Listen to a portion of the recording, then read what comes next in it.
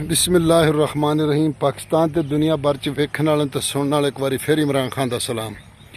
तुसी वेख रहे हो फेसबुक पेज पंजाब ज़मीन ऑनलाइन ते यूट्यूब चैनल पंजाब ज़मीन टीवी ते मैं तुहाडा दोस्त मोहम्मद इमरान खान। इमरान खान तहसील हरुणाबाद ते डिस्ट्रिक्ट बहावल नगर, क्योंकि हरुणाबाद तो डारांवाला रोड ते साडा पिंड है 64R।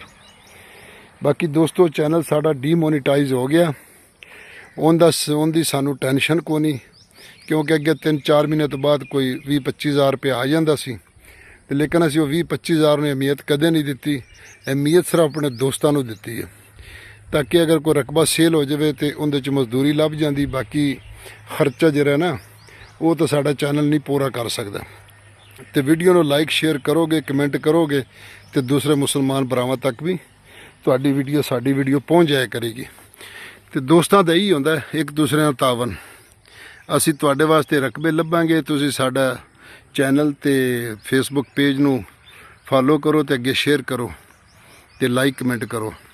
बाकी इहदे नाल कुछ नहीं होंदा, पैकेज हर बंदे दा लग्या होंदा, सिर्फ अंगूठा ही दबाना होंदा।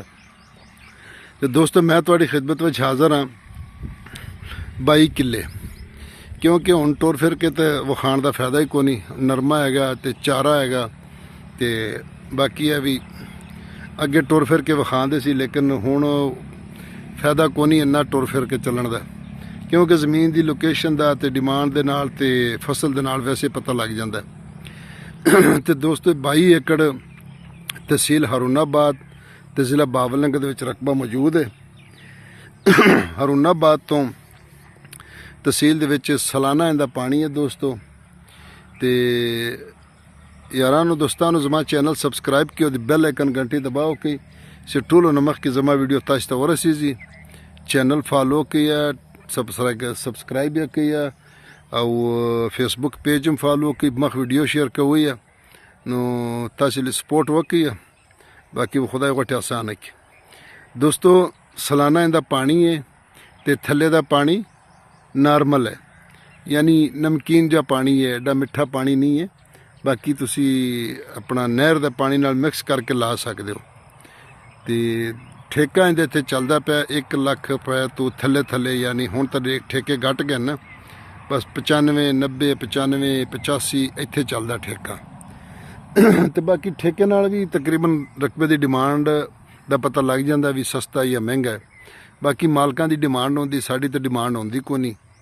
तो कल्ला हैगा इसलिए फिर कैमरे की बैक साइड ते है, अगर कोई नाल दोस्त होंदा चलो कैमरा फड़ के सामने तुहानूं जिवें अगे वीडियो बनाते इवें बनानी सी।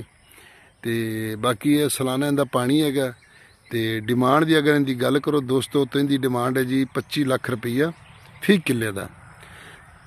25 लाख रुपया फी किले की डिमांड है। बाकी मौके पर डिस्काउंट हो जाएगा।